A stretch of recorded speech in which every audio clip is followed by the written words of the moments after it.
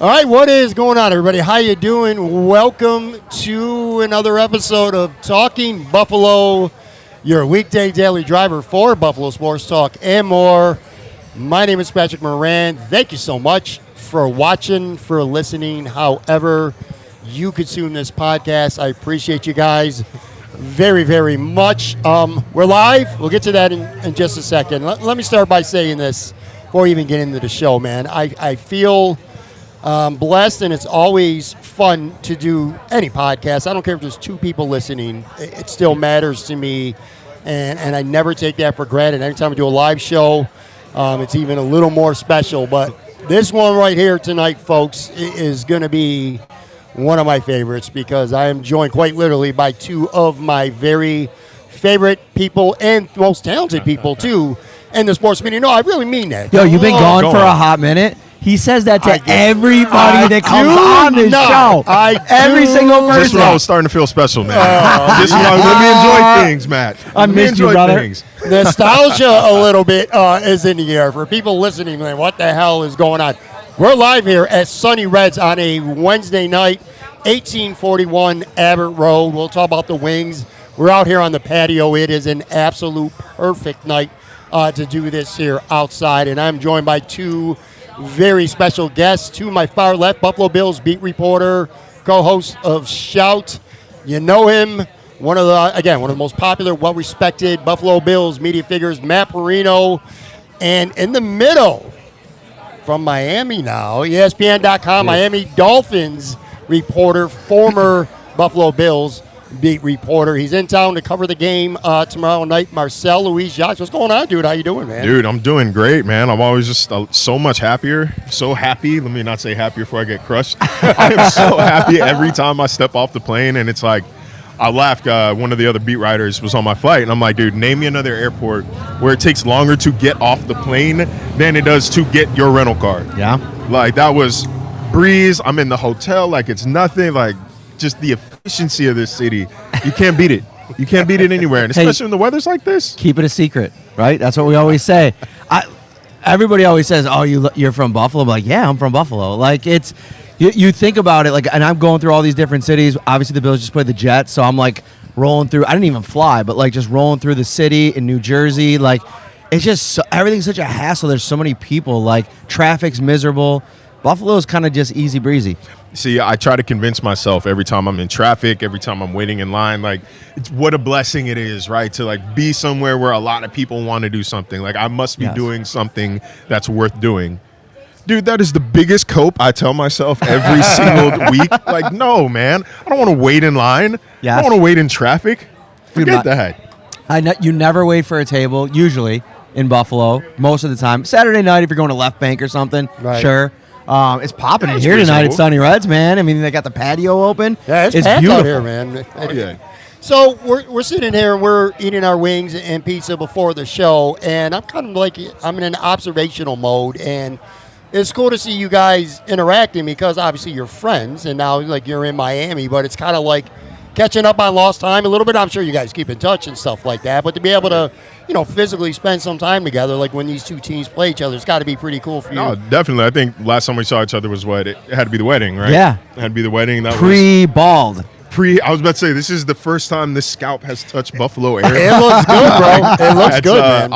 I'm kind of grateful that the game is in September and not in December. That was a level of cold I've personally never experienced. The top of the head cold. I gotta hit up our buddy John Scott and get some tips on that. Like, how do you survive? How does your head survive the cold? Like, teach me your ways, man. He rocks. You don't know nothing about that. I don't know anything about that yet. All this lettuce, man. This thing's not good. You see this hairline? This thing ain't moving an inch since you're 21. Here's what I'm jealous about, though, man.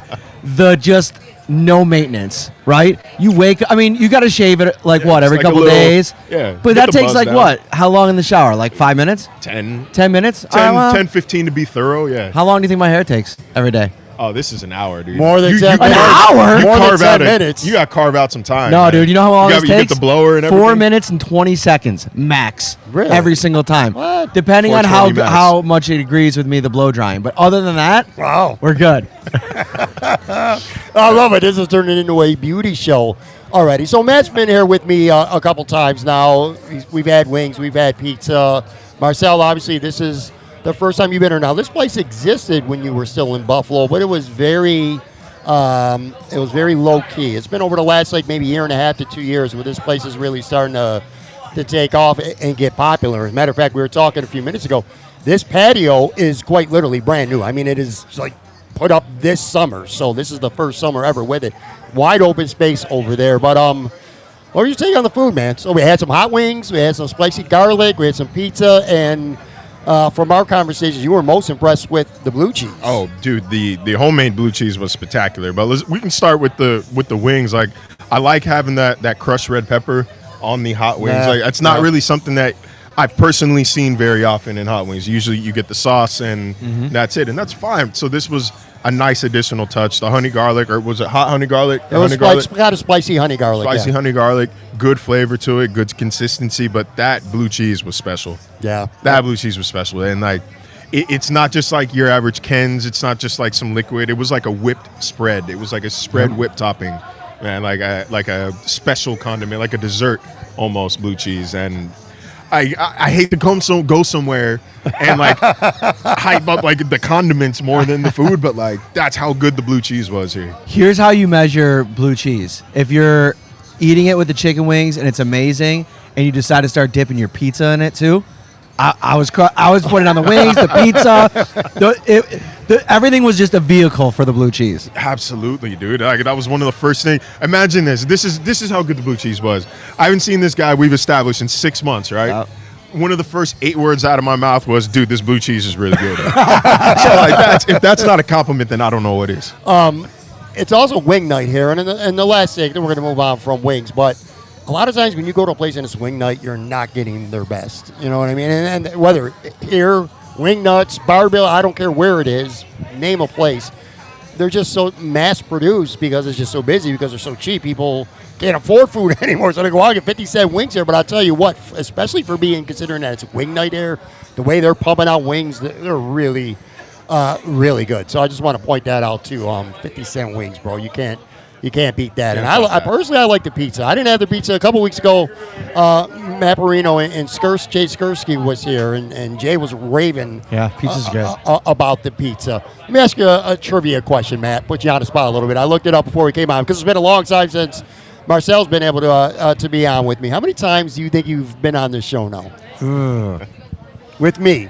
Whether it's you and I together or you, I, and a guest. How many times have you been on Talking Buffalo? I'm going to say it's 16. Higher. A little bit higher. 18. 19. Wow. This is the 19th time. I had to go and I had to look it up. You and I have done 12 solo episodes together. A couple at live spots like you and I did Autobahn North. I haven't been there probably since you and I did that show together. We did a show at Casey's Black Rock together, just you and I. But this is the 7th time you've been with somebody else. I had to go and I had to look it up. Skursky, Matthew Fairburn. We did a show with him. Howard Simon. Last year we did a Bills preview show. Don't sleep on Howard, man. I love Howard. Fire. Yeah, well, he had a season prediction that Dalton Kincaid was going to have 1,000 yards last year. I continue to let him know. Don't pull that replay up. You did a show with John Scott. We did it at Imperial. That was a karate Cobra Kai. That was we were talking about Cobra Kai that episode. The whole episode talking about Cobra Kai. Nick Gary at Mulberry, and of course Ryan, obviously Ryan Talbot. That was at Amherst. Ale House. Dude, we've done the tour. You guys are pumping out content here. Yeah. Now, Marcel, you and I did a show previously, a long time ago, actually, at Macy's. Do you remember that? How small it was. This was before. Actually. There wasn't even video, and we had little bar stools, and we could not talk for 30 seconds because either the phone kept ringing or somebody kept coming in, and we kept getting interrupted. I forgot about that. I thought this was like my 3rd appearance on this. This was the first pod I ever did in the Buffalo circuit after I got hired. Yeah. And then we did one, me, you, and Nate at Imperial. Yes. Was it Imperial? Yes. I forgot about the Macy's one though. Yeah, shout out to Nick, man. He had the whole smorgasbord out for us. Yep. That was a special pod. That was a sleeper spot too. That really kind of it blew up for a while too. Shout out to him. He's got 3 spots now.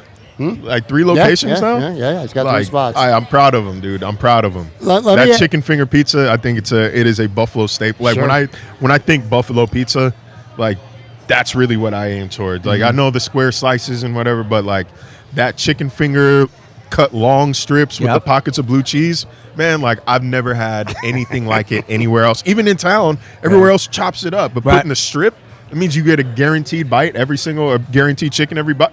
Nah, dude, he's on to something there. If you're watching this, Nick, bro, I know your game, bro. I still see you. By the way, we're gonna get, like I said, we're gonna get some Bills Miami stuff here in a few minutes. Having a little bit of fun at first. Matt, let me ask you a question too, because you could speak on this. There's been a lot of people in the Buffalo sports media during your time here who have come and gone. You know what I mean? They go for a variety of reasons. Some people just get out of the business altogether. But for whatever reason, people come and go.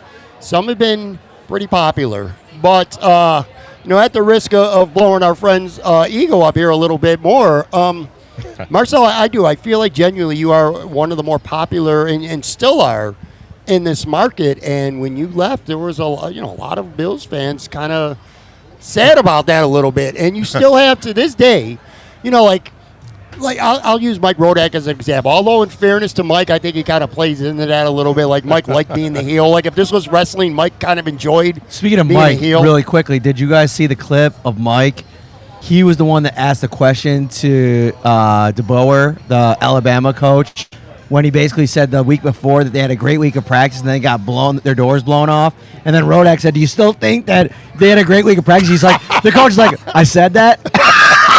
Rodak's still stoking the fire. Sorry. I could totally see that. That plays at Bama, though, man. Like, that plays at Bama. They love that stuff. Like, everything is usually so positive or so, dominant for the past decade and a half that, like, when things the wheels start to get a little shaky, like, they are quick trigger angry. Yes. Dude, quickest trigger angry. I'm going to – so let me cut to the case, or to the chase here, Matt. Why is Marcel so popular amongst Bills Mafia? Like, why was he so received? Matt, I'm curious. Why was he so received then? And again, still now coming back, I'm sure people will run into you over the next 24 hours or so, and they'll be happy to see you, man. So talking to him even just a little while ago, and this isn't disparaging to other fan bases. It's just truth. Like, Bills fans consume content like no other fan base, right? Yeah. So what I think Marcel did, coming along at a time when, social media and digital media and print media all were converging, like probably a few years before that, but really coming into the heyday. And you have to walk a very fine line. Like, you have to be able to interact with people, include them in the conversation, but then also deliver great coverage. And I feel like, in baseball, we use the term like a 5-tool player, right? You can field, you can hit, you can you could do all the things that they ask you to do. I felt like there was no weaknesses in his game, and that to me is what separates people from it's a grind. Like the NFL, to be on an NFL beat,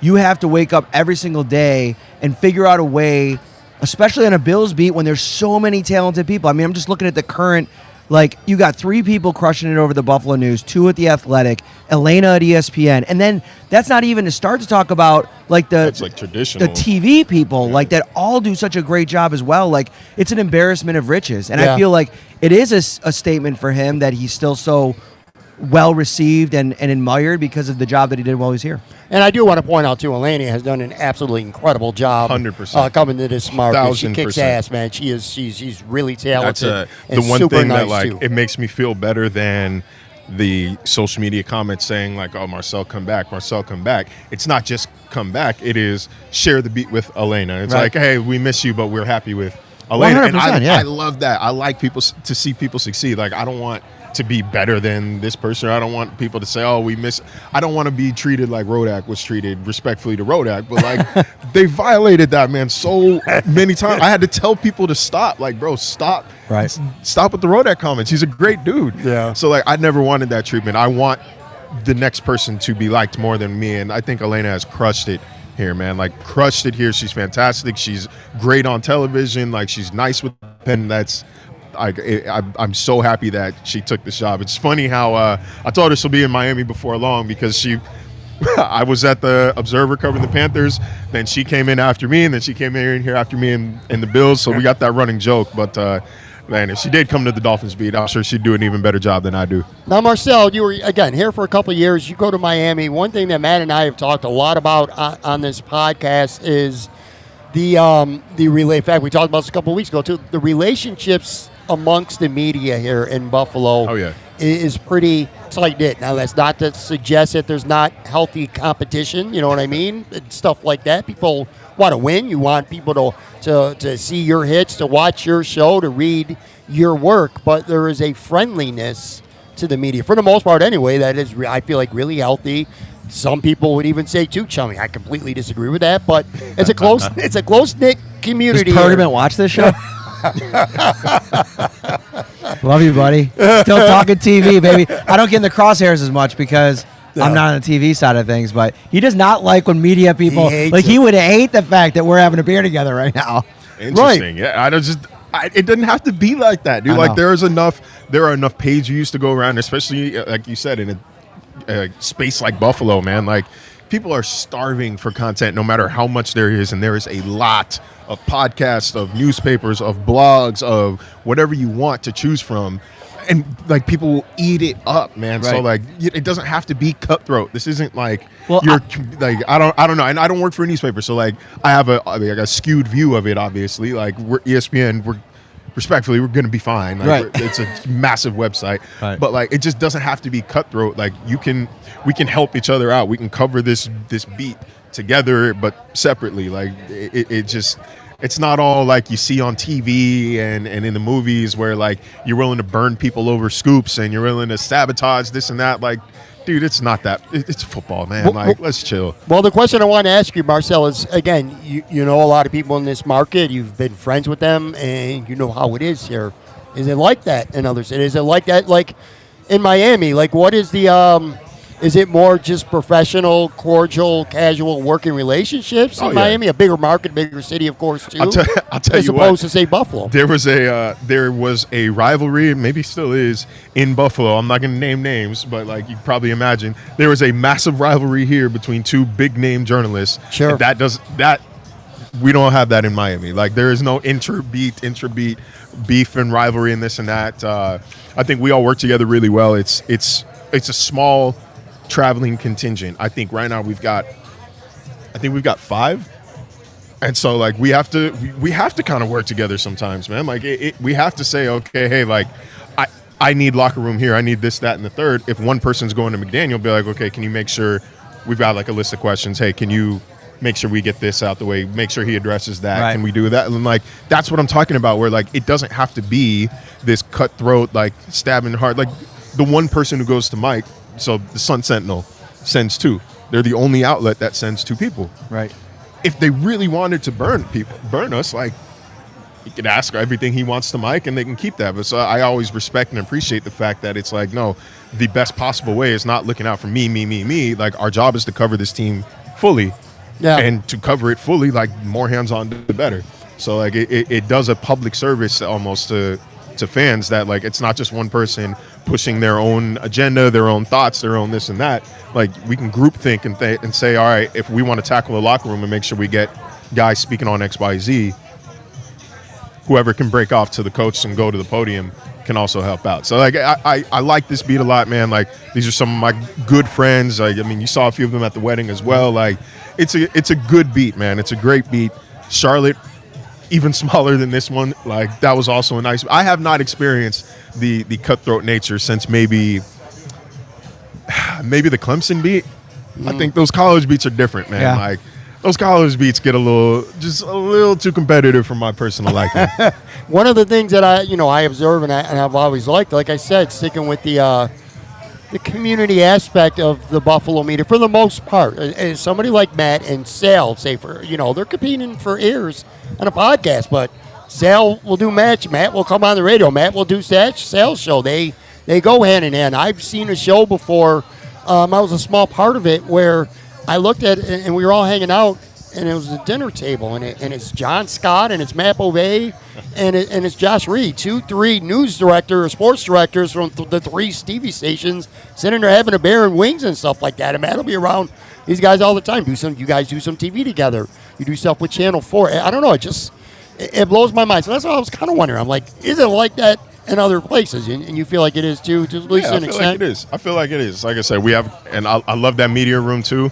A lot of great conversations, man. Like, I think that would be a hell of a reality show, to be honest. Sometimes some of these chats, like, we had this like kind of running joke that be careful what you say. There's microphones in here. Like, I don't actually think that there is, but if there are, congratulations, Dolphins, you pulled one over on us. But always spirited debate, like intelligent conversations, man. Like, it's a big think tank in there, man. I love it a lot, man. I like it a lot. Matt, this is a question for you, and it'll be a little bit different than how I would ask Marcel, because for Marcel, your time in Buffalo was part of like your career journey. It was a step, and now you're in Miami, whereas Matt, this is home. You know what I mean? You're from here. You've spent most of your life here. You lived in Vegas, of course, before coming back to take your current job. But if you were to take another beat, and never say never, you know what I mean? If you were to go to another market and work for another team, would it be weird to come back to Buffalo? Have you ever thought about that? Like, say, I don't know, pick a team, team backs, it doesn't matter. And you're coming back like Marcel is right now. There's a game tomorrow, so Marcel's back in town. Would that be a little weird for you? Have you ever thought about that? So I know a lot of people will probably think I'm just glazing Bills Mafia by saying this. And you could say that if you want. You could have any take that you want. I'm sure if our buddy Buffalo Wins was here, he'd be like, all right, Parrino. Pandering to the fan base. I don't know, for me, like, if I was going to do anything beyond after this, it would be to go back to, like, the fight game probably and cover the UFC in some way. I just don't know how it would reach this level for me of professional excitement, because, like, everything that I do all the time is like consumed, like at a high level. Podcasts on video, podcasts on audio, writing rewarding stories. Like, I mean, NewYorkUpstate.com is not like a website that a lot of people have in their like daily routine, right? But the numbers show that people read the stuff that I write, the stuff that Ryan writes, and like, so that to me tells me how important the relationships that I've built in here, the trust that I've built, and like the work that I've done. But I just don't see it, like maybe like the Cowboys, but I don't know, dude. Like, it seems like a shit show as much as anything else covering that. I don't know. I don't know. Like, I mean, your wife could probably speak about that whole situation down there a little bit. I was going to say, one of you guys right now is kind of covering a current, I'll tell you, at so, least. do you remember, I think it was Kalen Kaler's story about the Cowboys came out last year. It made me laugh because I went to visit Haley at where I went to work with her one day in Dallas. And like, you walk in the building and you bang a little left, and like the cubicles, her department, fairly close to the door. Constantly, dude. You guys keep talking. Groups. I'm gonna switch. I'm gonna turn a resolution on the camera. Tour groups coming through the building. She's taping her show downstairs, like it's like field level essentially. So like studio, wall, hallway, glass, practice field. Oh my gosh! But like through the window to the studio, you're seeing tour groups go in there, like watching and paying attention. Like the weight room has glass walls all around it. I'm like, I told her as we were leaving, I was like, okay, I get it now. Like I get Jerry now. Like I understand. This isn't about football team, dude. Like it's about the Cowboys. Like it's carnival. This is the show. It's a show. It's a production. It is not a sports organization. So like I think it's wild. And I mean, like the Bills weight room technically has like windows around it, but like you can't just pull up and watch them work out, and you can't get in. Yeah, you're not inviting. They're not inviting groups in there to go check out the facilities while the players are working out and shit. Like it's like a zoo, man. Like when I came down here, it was June 2019. ESPN flew me out here to find somewhere to live. Right. Figured let me go see the stadium, go see the office now, and I get to the gate and I'm explaining who I am, like why I'm here. And I still needed an escort just to like go into the parking lot to take a picture of the stadium. Yes. Like they are not just letting people in here. Right. Not in Dallas though. Like people coming from all over Texas, all over the country because they want to see the Star, the Cowboys facility. You walk in, then there's the Jerry Jones hologram talking to you. Like it is a production and it is so distracting and never ending, man. Like I don't think you would have a whole lot of fun. Nah, I don't think you would. I'm good without that. Yeah, this is that balance of like it's work, but it's fun and rewarding. Right. that's I don't know. I would stay clear of the Cowboys beat. Marcel, tell us a little bit about your time on Around the Horn. I mean, that was really cool here in Buffalo. It was fun. That got me watching it again, knowing when you would be on. Kind of tell us about your time there, and kind of take people a little bit like behind the scenes, like when you're going to do the show that day. Like how does that all go down? My only regret with Around the Horn is that I wasn't able to land on there like a year or two sooner and be the first person to have Buffalo in the background. Like I think that would have been dope for the city. That would have been cool for me. Like that would have only regret. Otherwise, it was a dream come true. But man, I will never forget. I was actually out golfing with Cam Wolf back in I think it was 22, 23, and I get the call. You know, I get a voicemail from unknown number, and if it's an unknown number, I let it go. I'm not answering that. But it's like, oh, hey, this is Aaron Solomon, producer here on Around the Horn. Wanted to know if you had any interest in coming on the show. Just give me a call back if you want. I threw down my phone. I'm like, bro, Cam, like I'm gonna be on Around the Horn. Let's go. Proceeded to just pipe like a 315-yard drive. Didn't realize there was water. I shouldn't have hit it that hard, but didn't matter. Like just an absolute strike. And like there was actually I was almost in like I describe it as like a minor league program, like a feeder program for it, run by this company called Unseen Productions, and we did the same exact thing. Like it was an Around the Horn style show. We'd have a production meeting, we taped the show. Did it air anywhere or no? No, it was just for us to practice, and like producers on the show. There was some crossover there, so if you excelled on Unseen, like you could get to Around the Horn itself. And so I think I did 2 or 3 of those shows before I got the call. And so I felt pretty good about the format, about the amount of research it takes. I will tell you this, man, like that research team, the Around the Horn research team, unheralded heroes, dude. Yeah. Full packet every show. This is how I somehow managed to talk hockey, to talk baseball, to talk WNBA. Like sports I admittedly do not follow, especially if I'm in season. And they had me sounding like an expert on that show, man. But it's a tight-knit, it's a family group. Tony Reali, man, nicest freaking guy in sports. Yeah. Can't stress it enough, man. Like that guy, he needs to be talked about as one of the all-time great hosts in America. Yeah. Hosts in America. This is 20-something, 22, 23-year run hosting this show, dude. Mm-hmm. Like he's up there with the Oprahs, with the Regis and Kellys of the world. Like, That's Tony Reali, man. He is an all-time freaking great, super Italian. He loves The Sopranos. When Haley and I were in Aruba, there's actually a bar, like a Sopranos piano bar, that I took a picture of and sent it to him. And I was like, I'm going in here and we're grabbing a drink just for you, man. Like this one, we're toasting to Tony on this one. But yeah, man, it's so cool to be part of that show. To like, I have showdowns with like Tim Kalishaw and Frank Isola and Mina, and like I just sit back and think like, oh my God, I wish it was one of those moments. I just wish college me could see this. Like I wish I could just appear in a dream or something and be like, yeah, hey, this is the future. Like you're gonna pay attention. Like you're gonna beat this guy in a showdown one day. So absolute dream come true. And like I know it's cliche and it's overused to an extent, but like, dude, devastating when the news came through that it was going off the air. Yeah.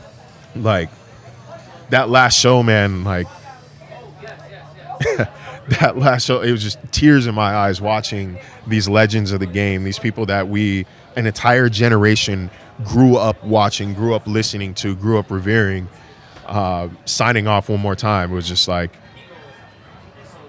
shit, man, I'm so proud to have been part of this. Like you look up Around the Horn on like Wikipedia, and like Marcel Louis-Jacques is in those panelists. Like I stare at it sometimes and like I really couldn't believe it, dude. Like, and that was why I come to ESPN, right? Like, is to get opportunities like that and expand my horizons a bit. But like actually getting to do it was just, I think it's probably the coolest thing I've done at ESPN, sort of maybe covering Messi, like getting them relax with the soccer stuff. All right, this guy with the soccer stuff. That was up. That's Leo, dude. Like, I don't think you understand. Like, I don't have a lot of like out of market beat reporters on notifications. he remains on notifications. And does he not fill up my shit with soccer stuff all the time? And I'm just like, what is going on, man? You're Finger hovering over the button, like over the turn off notifications button. That unfollow. That's Haley, dude. Like Haley, she's a D1 soccer player. Okay. Like she loves the sport. So like it's something that we can. I learn from her every time we watch a game, and like she's like Nostradamus, like first year Tony Romo in the booth, like the way that she can see the field and predict. Like, okay, yeah. If I'm them, I'm sending this person here and pulling this person up into a false nine, and then and then it'll happen. And I'll just stare at her like, oh shit, how lucky am I? That's true love, by the way. Wow, that's true love. It's gotta be. When you can kind of make soccer part of your everyday situation, that is true. Hey, man, love. it's a great game. Signed, sealed, delivered, right there. That's what this is for. We did it. Guys, we are here live at Sonny Red's 1841 Abbott Road. Marcel Louis-Jacques, Matt Parrino. All right, so the Bills, well, most people will be listening to this Thursday morning. So tonight we'll be at Highmark Stadium taking on the 0-2 Miami Dolphins. Look, the Bills are favored by 12.5 right now, and for good reason. Matt, let me ask you this. If you're a Bills fan, obviously you want to guard against being overconfident, of course. What do you have to be worried about right now if you're a Buffalo Bills fan? I'm sure the team, different story. They respect their opponents. We saw that last week. There was no letdown. They didn't come out flat in New Jersey. But, you know, if you're the Buffalo Bills, or I should say if you're a Bills fan, either way you want to look at it, what do you have to worry about going into this game? So this isn't probably the right word for it, but there definitely is a little bit of hubris to the way that Joe Brady calls games that I think could get you into trouble against a team that has the scoring power that Miami still does. Like I know the offensive line is banged up. There's going to be missing a couple starters potentially, but they still showed last week that even when Tua's facing pressure, they could figure out a way to score points. And so that to me is like the biggest factor. Like if you come out on the road and for some reason Mike McDaniel's able to reach into his bag and give one of the pregame speeches of all pregame speeches and get them dialed up, to come out and execute. If Tua's getting the ball out, if he's seeing it well, if the safeties aren't playing well, Matt Milano's are, if Dorian Williams is out there playing like with his helmet on fire, but like over pursuing and being too aggressive, there's ways that this can get a little bit funny. And what I mentioned about Joe Brady is the run game in Buffalo now is amongst the best in the league, and they could do it out of multiple personnel packages. The latest trend is 13 with Jackson Hawes, the rookie, right? But, like, sometimes I feel like Joe, because they're so good in the run game, he'll spam play calls at times because he's like, we're going to make this work come hell or high water. And I think sometimes, like, that can lead to what we saw even last week where you have 2 drives, 3 and out, and you're kind of sitting there like, you have Josh Allen, go out there and do it. But it's like when you have a press button in case of a press in case of emergency button, sometimes, like, you can get lulled into not using it, especially coming off of the broken nose. So, to me, that's, like, the recipe is, like, come out, be super aggressive if you're Mike McDaniel. Your job might literally be on the line, and air it out and test some of these DBs. Trey White's going to be playing this game. He looked good last week, but against Tyreek Hill, Jalen Waddle, that's still an area of mild concern for me. Trey, I'm glad you said Trey White because that's the one thing I've been thinking about is CB2. These first 2 games, look, Baltimore ran the ball so well. Dorian Strong really didn't get tested much. The Jets threw for 27 yards. I think maybe 2 passes, one at Trey White. They're going to get tested this game, I would certainly would imagine. So, Marcel, let me ask you this from an outside perspective here in Buffalo. How real is what seems to be a disconnect going on with that team right now? I don't know if you were in the locker room before it or not, but former Buffalo Bill corner Rasul Douglas was speaking to the media. And, I mean, he said Josh Allen's the best player in the NFL. He's the MVP, and he is. It almost sounded, it is fair, but it almost sounded like he misses being in Buffalo. At least that was my perspective, like the way they do things. He was talking about just the system and the way they buy in and the way they do things. It almost sounded like he had a little bit of envy to him, kind of like Jordan Poyer maybe near the end did last year. See, and we're sort of talking about this before we got on the show, but like, to an extent, you do have to miss it whenever you've got a safety net like Josh Allen, when you know, like, okay, like, sure, more often than not, this guy's going to get us points. Like, more often than not, he's going to go win the game. We don't have to win the game for this team. Not like at least they did in, let's say, like 2019, like my first year here. The script is almost completely flipped. But in terms of just their offensive disconnect, they spent a lot of the summer without their full first-team offense doing team drills. And notably with Tyreek Hill, he had that oblique injury, kept him out for a lot of August.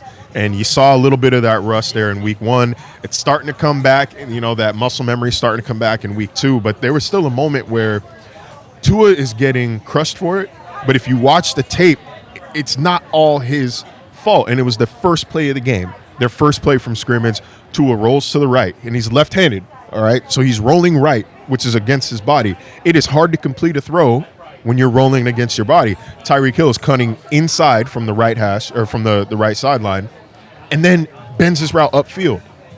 In what world is a left-handed quarterback going to roll right, turn, and launch that? This isn't Mahomes. It's not Josh, and it's no disrespect necessarily to Tua, but it takes a special kind of arm strength to even attempt that pass. Nevertheless, it actually complete it. So Tyreek breaks his route upfield. Tua throws it thinking he's going to sit.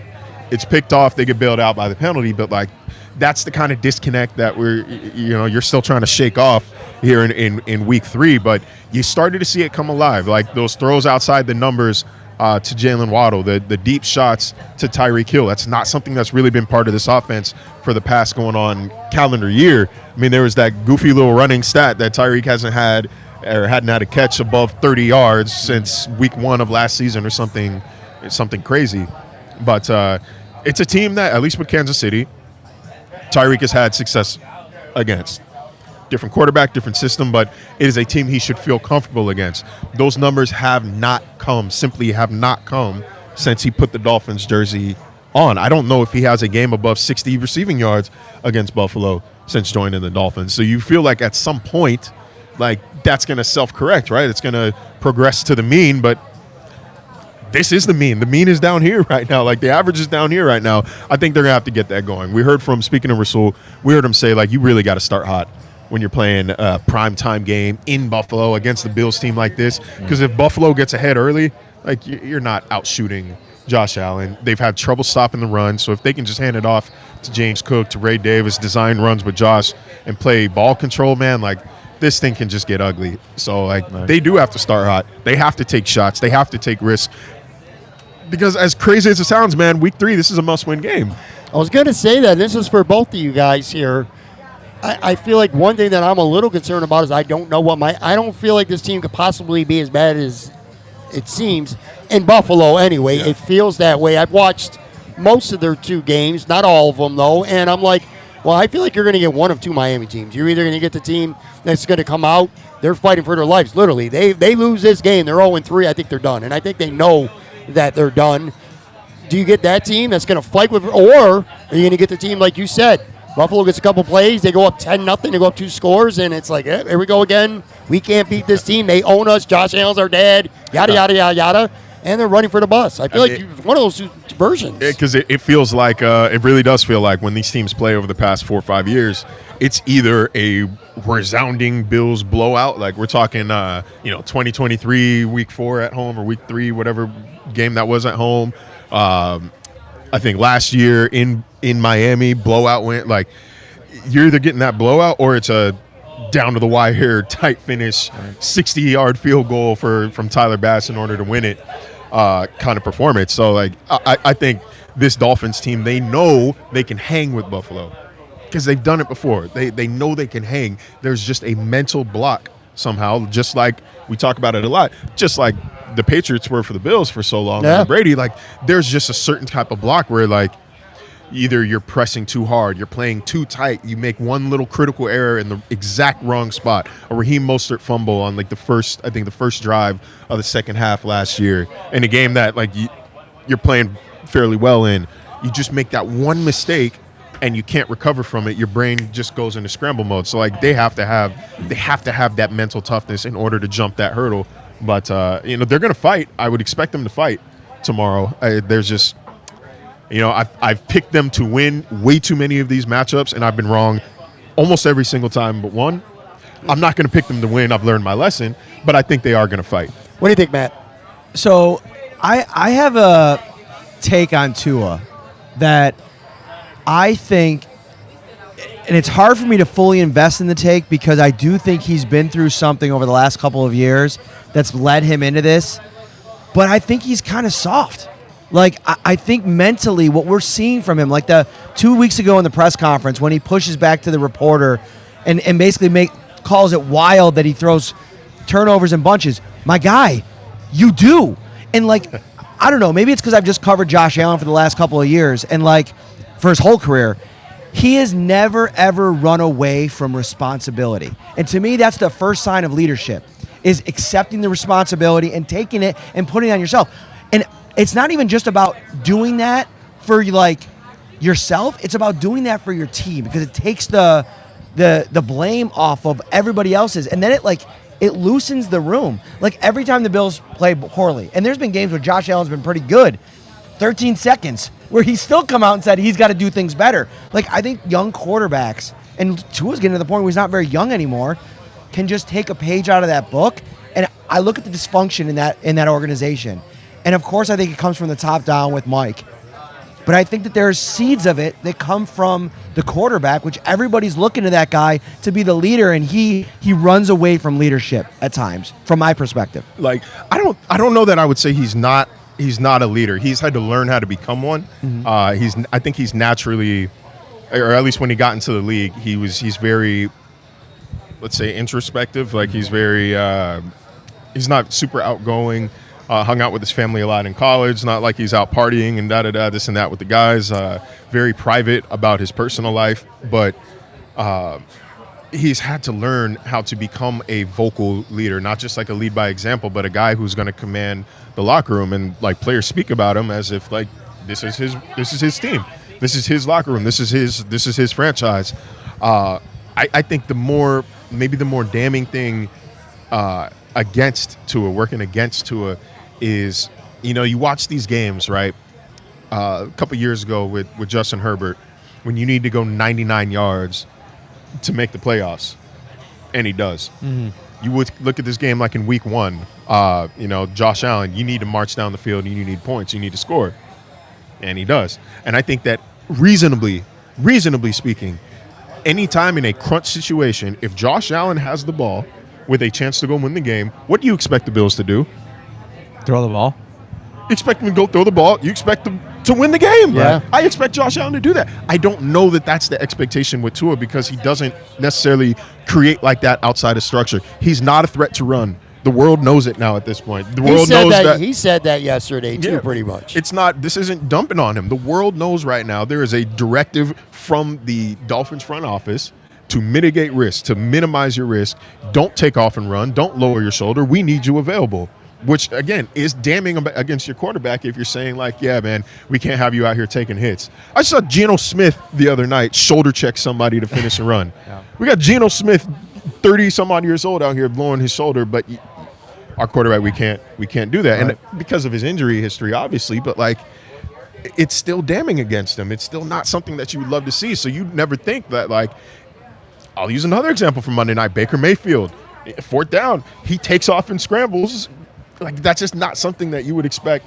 That's not a threat for Tua. So, like, teams like the Patriots, they drop 7-8 guys back in coverage, I think 97% of their snaps. Yeah. Like, they're saying, whatever, man, find the hole in the zone, beat us.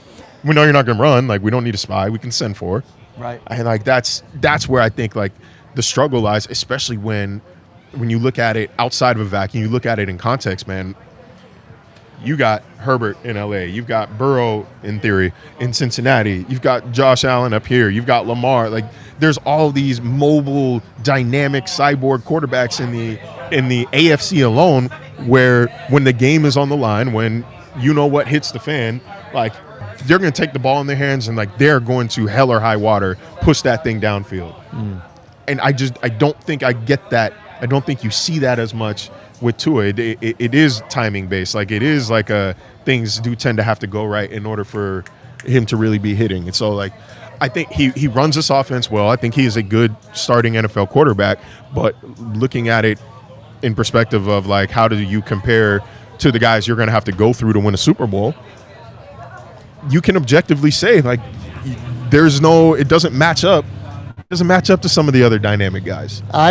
I hate to ask you to speculate at all, but if Miami comes into this game and let's just say they get blown out, it could happen. I'm not saying it's going to. I'm saying it could. How close is Mike McDaniel, potentially Mike McDaniel's, to being done? And if you can't answer that, at least the fans in Miami, it certainly feels to me, at least from what I gauge, and it's just social media, it's Twitter, that doesn't always represent the accurate voice of the fan, but it sure seems to me like they've had it with him. You know what represents the voice of the fan? Tickets at kickoff for Pat's Dolphins were $20. You're in for $20. Seen it in Buffalo in the past. Yeah. Like that's the one. Like that tells you more than anything you do on social media. How are they actually spending their money? But from what I understand about Stephen Ross, he's a process guy. Like, he needs to see progress. He needs to know that there is a plan. He needs to know that they are actively working that plan. If he no longer believes in the process, then he will find somebody whose process he believes in. And this isn't just, I say this to say, like, it's not just necessarily results based. Like, win this many games or you're fired. Win this, beat the Bills, or else go find another job. It's not that simple. I think you kind of bake in a loss to Buffalo in your season projections. Sure. Anyways, at least one. Like, and your hope is to compete in one, but you're probably going to lose one. That's history. Like, that's what we know. But I don't think it's as simple as like, oh, if you lose tomorrow, don't get on the plane. If they don't show fight, if this team quits, if they're disorganized and disjointed, if there's a ton of pre-snap penalties and delay of games and communication errors on the sideline, if guys are bickering against you, then okay, like, I think it's probably more likely. But I'll tell you what, though, it's not something I'm rooting for. I like Mike McDaniel. I like Mike McDaniel a lot. I think he's a great dude. I respect him as a coach. I think it's almost kind of unfair that he got painted as this funny, quirky jokester guy, and like, that is more or less his personality. But he's a serious football coach, and I don't think people outside of Miami take him seriously or treat him seriously enough. But this is a business, man, and like, you don't keep your job based on vibes. I'm never going to disagree with somebody that's on a beat and has that kind of experience with a person. But from the outside perspective, I will say Mike McDaniel feels like he's selling something with the whole shtick. Like, that's my perception of him in these press conferences. Like, he's asked questions and he's like stammering and stuttering and saying the same word over and over again. It's like, guy, you're this offensive genius, and it takes you like, it seems like you just like, I can't say that, but like, it seems like you just like, I don't know how to say this. I've had a couple of hayburgers, so I'm trying to like chill a little bit. But like, if I'm a fan, I'm putting myself in a fan seat, right? Yeah. And I'm watching these like clips on SportsCenter and whatever. I just be like, dude, shut the fuck up. Yeah. Like, just answer the question. Like, and I get it. Coach speak is coach speak, but it's like, this last week was the greatest example of what I think the last couple of years of Mike has been. Like, you want to win the game, and when you don't win it, you lose it. And then when you lose it, it's because you didn't go out and win it. It's like, what are you talking about, my guy? What are you talking about? Yeah. There is, like, I'll say this. So the quirkiness and the dry humor and the sarcasm, like, I've had conversations with him on record, off record, press conference, passing by, one-on-one calls, like, sit down. That's just who. It's always. That's who he is. He is. Like, he'll say some things that are like out of left field sometimes. They're like, dude, what? Like, what? But like, it's not like anything crazy or offensive or anything like that. It's just he is who he is. Like, I don't think it's an act. It's not like something he's trying to do. But like, I think that he is a very self-aware person, despite what opposing fan bases may think. He's a self-aware person. I think he realizes how things are going to come off right now. He can't be doing the constant joking, the sarcasm, the dryness. Like, he can't do that. It's not going to play very well. Right. So he has to think about what he's saying. It's not natural to him to not do that. And so I think that's where I think that's where that comes from. Because like, if you look at any of his, let's say, his locker room speeches, or like I've talked to players, talked to team staff, like his meetings with the team. That's not how he talks. Mm-hmm. He might drop an F-bomb every other word, but it's not. Like, he knows what he's saying. He gets to the point and he does it. He nails it. So like, it's a strictly media camera. Let me make sure I'm saying the right thing so it doesn't get completely twisted type deal. Mm-hmm. Like, I'm also, for example, everybody's favorite quote from Mike this offseason is, "Hey Mike, how you doing? It's a great day." Why is that? Because we're a day closer to death. That's the one like everybody sees and they're like, what the hell did he just say? Are you nuts? He says that, but he says that all the time around the facility, and it's meant to mean like we're another day closer to death, so take advantage of the day, like live today as the fullest. But how it comes off is just like, yeah, we're almost dead. Hell yeah. Can't wait. I actually texted somebody in PR. I was like, dude, what? And so it was explained to me like, yeah, this is what he means by it. Right. But he didn't explain that. So everybody, they see the clip and it goes viral like 10 days later. But like, he's more serious. He's not that morbid. He's not that morbid and that insane. Let's get ready to wind this down a little bit. Matt Parrino's a bully, and he puts me on an hour. I was going to say, are you sure we're only at the 50-minute mark? We got at least 40 more minutes to go here. I'm not saying I got to pick up my wife at 10 o'clock from the airport. Yeah, so before every Bills game, I have like a preview show, and near the end, I have 5 what I'll call bowl predictions. Yeah. I'm going to share them with everyone, share them with you. You let me know if you think that they're maybe lukewarm bold, significantly bold, or like very realistic. First one, and these are involving both teams. Elijah Moore scored a touchdown last week. I think Elijah Moore's just started a touchdown streak.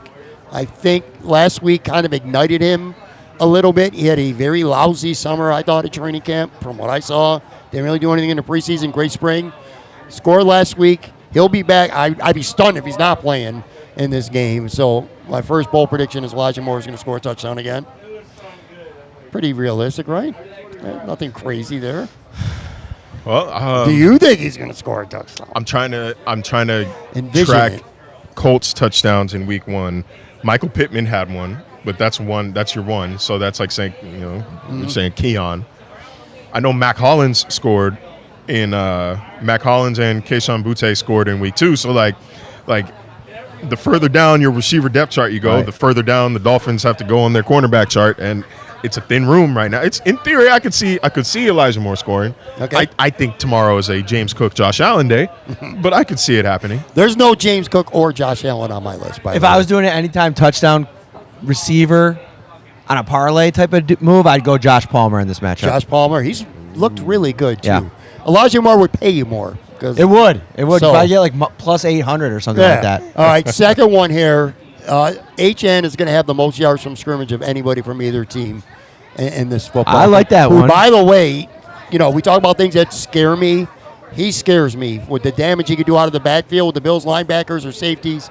I'm concerned about him. Bills don't defend the screen pass very well, and Tua wants that ball out of his hands quickly. Yeah. It felt like they were throwing behind the line of scrimmage to HN last week a little bit.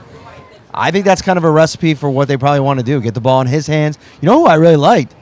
Malik Washington, dude. Yes. He's got some juice. I'm glad people are seeing that. I'm glad people are this is what he has been their most consistent receiver all throughout the offseason because he's been their most available receiver all throughout the offseason. So the relationship Tua has with them, you can see the trust in critical moments. And like you can see he's gotten so much better with the ball in his hands this year. You saw that on the punt return where he was dead in the water. All of a sudden, shakes a couple tackles just like James Cook did on that run. And then darts to space and he's gone. So like I'm a big Malik Washington fan. I've got him on my watch list in a couple fantasy leagues just in case. He's what the Bills wanted Curtis Samuel to be. Like they line him up at running back. Point. Like they do all types of different things with him. If I'm Curtis Samuel watching the game tape from last week, I'm like, shit, man. Well, I haven't been doing that. Though, like they lined him up at running back a few times last week, and Dolphins fans I think are saying like, where is Ollie Gordon then? Where's Ollie Gordon? And I actually got a text today from somebody asking, like, dude, what the hell? Like, I thought you said Ollie was this, that, and the third. He was that good in camp. He was that good when the pads went on. He was that good in preseason. Important to know, Devon Achane had like one touch for maybe 5 yards, if that, through his first 2 games of his rookie season. He was not and then he lit up in week 3, 4, 5. As the Bills know, I think he went for like 105, $115 against them as a rookie. Like, these guys, they come along slowly. They're brought along slowly sometimes. Don't jump ship just yet. They still lack that power run game, and he is the best option possible. Jalen Wright, I think, is coming back now. I want to say he's questionable, but he had a bad preseason. He had a bad preseason. He had a bad training camp.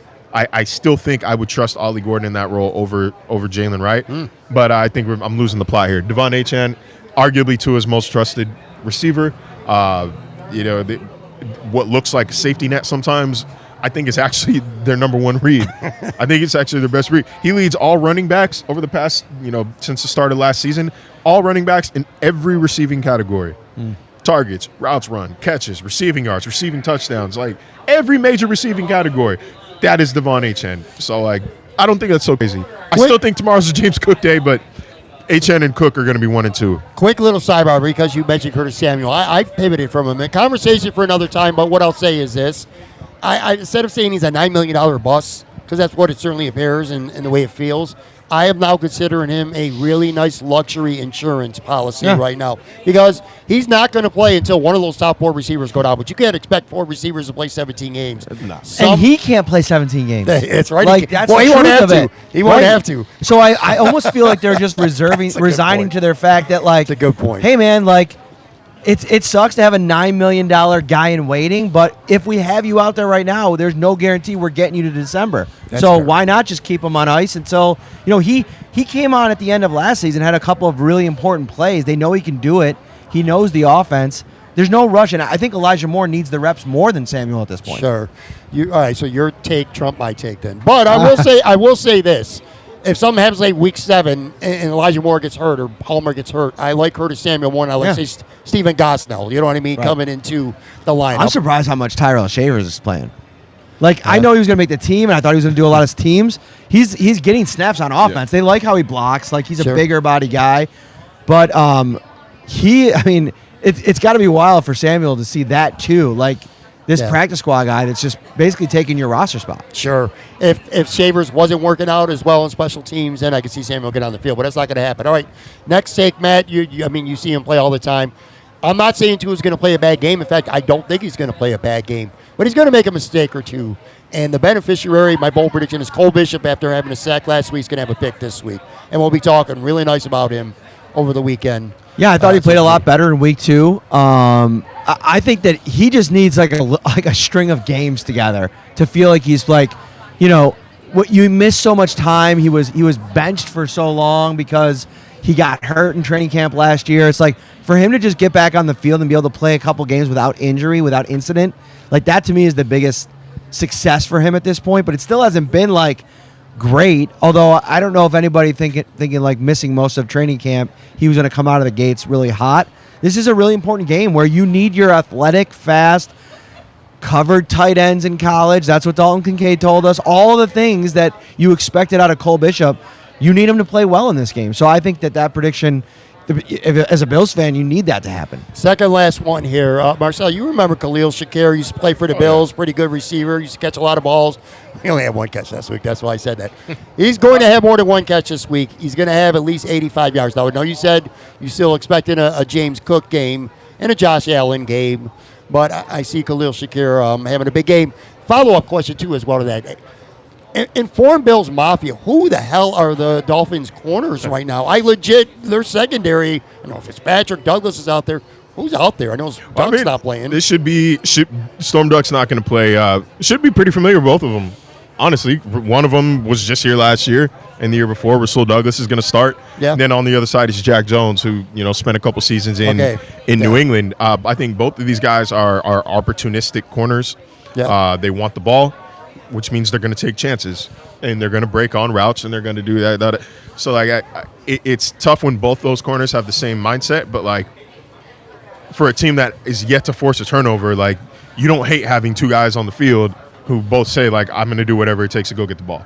And then at safety, they've still got Minkah Fitzpatrick, who is still, he's still one of the better safeties in the NFL. You're still getting quality safety play out of him. They're giving up they're bled yards to Tyler Warren in week 1. Receiving out the backfield has been something they've really struggled to keep under check, to keep in wraps, which is why, for the third time, I keep saying it's going to be a James Cook game. Jordan Brooks and Terrell Dodson, they struggle. Jonathan Taylor, as most people do. Then they struggle with Ramondre Stevenson, who most teams don't struggle out the backfield. There was one play watching that game back where Tyrell Dodson had Stevenson dead to rights in the hole, and dude just bowled him over. Kind of sidestepped him, ran over him. It's tough. It looks like tough times right now. I still think Tyrell Dodson is actually really good. outside the hashes, like he's a really good pursuit linebacker. Yeah. But in the hole, like I think sometimes James Cook, Ty Johnson, I mean, there's some opportunities there. I think it's going to be, they've struggled against opposing running backs this year.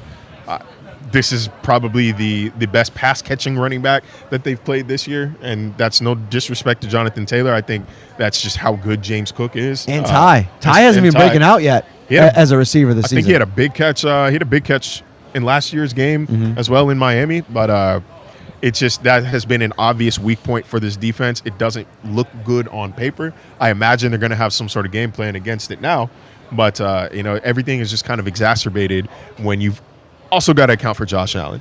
So it's all right. We got to protect against the backfield. We've got to watch. They got two great receiving tight ends that, again, like they're gonna take advantage of a couple of these linebacker on tight end matchups. Like, and then we have to worry about Josh out the backfield. If we do play perfectly, this guy might also run for 40 yards. So it's just a nightmare week, especially on a short week. This is not an enviable position for any defensive coordinator. You got me ready to reinstall my FanDuel app, which I deleted on my phone right now. I'm about to pound James Cook. Don't blame me when I'm wrong, because that's when everything. I'm not going to blame you. I know how it goes. I think it's a big James Cook game, man. Like, just from a statistical standpoint, from a numbers standpoint, give up 90 yards to Jonathan Taylor in basically 3 quarters. Ramondre Stevenson's at something like 142 total yards of offense. Like, James Cook is arguably better than either of them. He's definitely better than Stevenson. You can, depends on who you ask with the Jonathan Taylor comparison, but at the very least, he's comparable. At the very least, he's comparable. I was going to ask both of you to give me one bold kind of, or a boldish prediction. I feel like you have already said it now with James Cook. Matt, what do you got? Give me one kind of like bold, or at least boldish. I know we spent all week talking about Joey Bosa, and rightfully so. I think this is going to be a Greg Rousseau game. I think that he is going to be maybe this week's beneficiary of a favorable matchup. I like Paul. Is that the kid? The left tackle? Paul, yeah. He's a good player. Been good so far. But I really like Greg Rousseau. Like there was a stat put out this week that like him along with Javon Solomon in terms of time to pressure has been one of the lower rates in the league. That's not Greg Rousseau. Like he is a guy that gets after a quarterback. I think this is going to be a matchup where he kind of overwhelms them a little bit. And maybe Bosa too, but I think the Bills can really take advantage of those matchups on the edge. That would be good for him too. He's had kind of a slow start to the season. Hasn't really hurt them yet. All right, this is going to be the last one here. I'm going to give you, it's a bold prediction, my prediction for the game as well. And then I want to get a prediction for the game from both of you as we go off the year here. I think at halftime, this is going to be a close game. I have Buffalo only up by like 3, and I think you're going to see a lot of nervous Bills fans right now who are expecting Miami to come here and lay down, and I don't think that's the way it's going to go. I think Miami's going to make some plays, especially in the first half, and I think it's going to be a really tight game at halftime. A little bit of anxiety, but I do think the Bills, with the running game, Josh Allen, to your point, is going to pull away. I don't think they're going to blow them out. I got Buffalo 34, Miami 23. So technically, actually, I got Miami covering because it's 12.5 for the gamblers out there. But I got 34-23. What do you guys got for a prediction? I think it's a touchdown win for Buffalo. I think Miami fights. I think we see multiple touchdowns from Tua. I think Jalen Waddle and Tyreek Hill both have explosive plays. I just think too many empty drives is going to do them in, especially last time playing at the Ralph night game. Josh Allen fired up. Like, they know that they've got a wounded animal coming in here. Like, I think Bills win by a touchdown, but, I think Miami leaves that game, people thinking, like, okay, this team's not dead yet. Okay. So I got the Bills 42-28, and I think it's closer than that, but I think that, like, in the fourth quarter, you're playing a really competitive game. At one point, like, the Bills' offense is going to, like, really start to take over, and you're going to see the passing game get going. I have concerns about that secondary for Miami in the fourth quarter against the Bills at home. So I'm going to go 42-28. I think it'll be closer. I think it'll be maybe like 35, 24, 25, somewhere in that range for most of it, going in the fourth quarter, and the Bills pull away late. But listen, I think it's going to be a competitive game too. Like I like I like to see what a team has when they're up against their backs up against the wall, and their coach is having banners flowing over the stadium, asking for his job. Like, if you can't get motivated then, like, I don't know when you're going to get motivated. And like, you can't forget with this Miami team, and it's very important to remember, last year is seen as like a disaster. It seems as like, oh, man, that was terrible. This was awful.